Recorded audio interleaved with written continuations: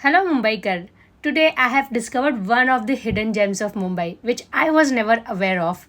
I got to know about this place through Google Maps and this place is just amazing. All you need to know about Kwan Kun Temple, the only Chinese temple in the city of Mumbai. It is a fond remembrance of the prosperous community that formerly resided in the region that is now known as Masgao. Mumbai never ceases to amaze people. There are countless mysteries that the city conceals, and there is something new to learn and explore. Indeed, it is the city that never sleeps because it is constantly unraveling itself. This stunning Kwan Kun temple, the only Chinese temple in Mumbai, is one such location that would shock you. It is a local landmark and a fond remembrance of the prosperous community that formerly resided in the region that is now known as Masgao.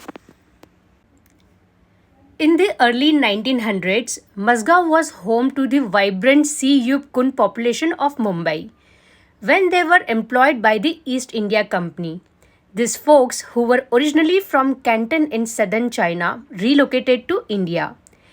They made their home in Mumbai as traders, seafarers, and merchants. Many of the city's Chinese citizens left when the Sino Indian War broke out in 1962. However, a few families in what was now known as a Chinatown decided to continue living there. This location is currently referred to as Dockyard Road, Masgao. In a two-story house in Masgao, the almost 90-year-old Kwan Kun temple is tucked away in a charming alley.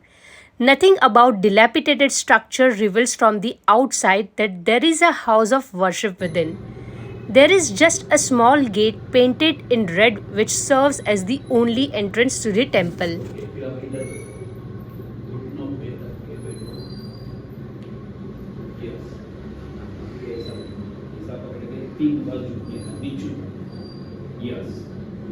The whole place is adorned with the items that are meaningful to Chinese culture. There are wind chimes, paper lanterns, and Chinese calligraphy in the shrines entryway. The ornate and intricate altar is decorated with traditional Chinese ornaments and beautifully carved statue of Gon Gon, the Chinese god of justice, are placed in front. Living on the first floor of the structure, Albert Tham works as the temple's keeper with his mother. They are among the city's few Chinese residents who consider Mumbai to be their home rather than China. The Tham family controls the temple's keys and arrange for the occasions like Chinese New Year and Moon festivals, which can draw up to 500 guests. Only few hundred Chinese Indian families now resides in Mumbai, down from the once large size of the group.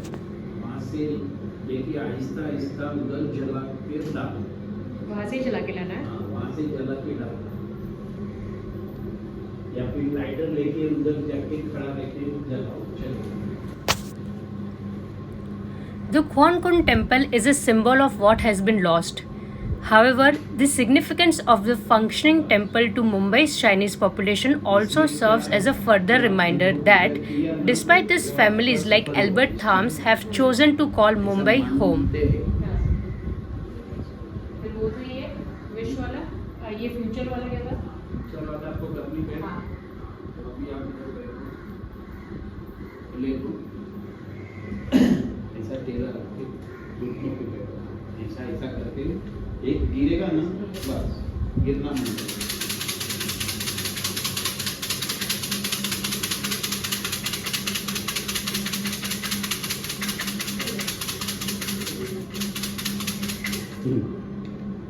ले लो अभी number देखो 25 25 25 is the number 25 21 22 23 54 25 इसमें से कोई भी लेकिन पूरा आना होता है नीचू से फट नहीं जाना होता है कौन सा भी निकालो आहिस्ता आहिस्ता निकालो ऊपर से थोड़ा सा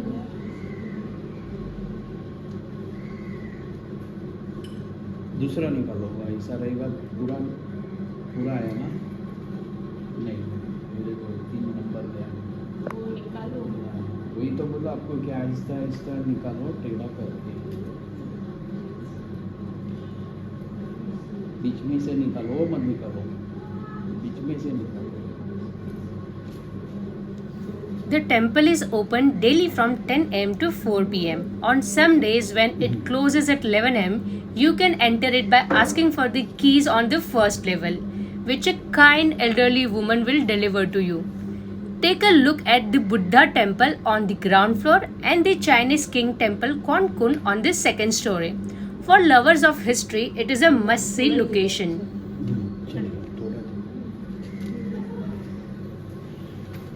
My future, which I can't read. मेरा नाम है जितू है। मैं इधर 12 साल से मैं इधर काम कर रहा हूँ, देख रेख करता हूँ। और ये जो चाइनीज किंग है 90 साल पुराना है, 90 साल पुराना है। और सब जाति के लोग इधर आते हैं, ऐसा नहीं सिर्फ चाइनीज़ लोग आते हैं, सब जाति के लोग आते हैं। कहाँ कहाँ से, बाहर से भी आते हैं, बाहर गाँव से भी आते हैं। मुंबई में भी जो है चाइनीज़ लोग वो भी आते हैं। अभी सब जगह पे, अलग अलग जगह पे सब चाइनीज़ लोग चले गए हैं। ये मंदिर बहुत पुराना है, उसकी जो भी चीज़ है वो सब पुरानी है। और ये जो पूरा मंदिर है वो सब लाल कलर के है। और इसमें ये ट्रस्टी का है। और अपना जो इधर 2 भाई है वो सिर्फ संडे के दिन आते हैं पूजा करने के लिए, और इधर देख रेख करते हैं। और मैं भी इधर देख रेख करता हूँ। और ये जो भगवान है इतना पावरफुल है कि जो कोई भी मन से जो भगवान को याद करते हैं और भगवान से कुछ न कुछ मन्नत मांगते हो तो उसका पूर्ण होता है। कोई ना कोई आते भगवान से प्रार्थना करके जाते हैं, मन में कुछ मांगते हैं, फिर वो लोग 3 महीने 6 महीने कभी भी आके वो वापस आते हैं और भगवान को प्रार्थना करने के लिए आते हैं। हम उनको पूछते हैं कि भाई आप बीच में आए, जो बोलता हाँ मेरा एक काम हो गया, इसके लिए मैं भगवान से प्रार्थना करने के लिए मैं आया हूँ। ऐसा ही सब लोग आते जाते हैं। और ये बहुत पावरफुल भगवान है कि कोई भी चीज़ किसको भी कुछ मांगे तो उसको दे देते हैं, सिर्फ श्रद्धा रखने का बस। नया साल रहता है वो जनवरी में, फरवरी में, कौन सा भी डेट में रहता है, बहुत उत्सव करता है। चाइनीज के जितने बॉम्बे में है सब लोग आते हैं, दिन रात आते हैं प्रार्थना करने के लिए, पूजा करने के लिए।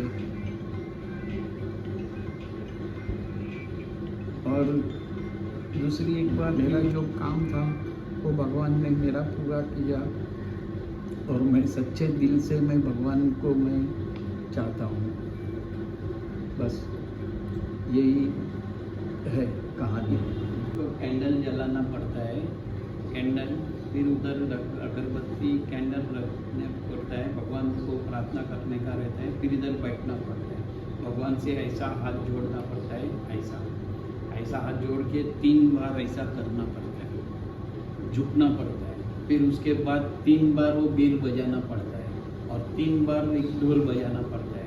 फिर वापस भगवान से प्रार्थना करने का, चाहे अपना तुम जो भी कुछ मांगो या न मांगो कुछ भी हो, लेकिन आपका जो भगवान के पास आप आए ना तो कुछ ना कुछ आपको देंगे ऐसे।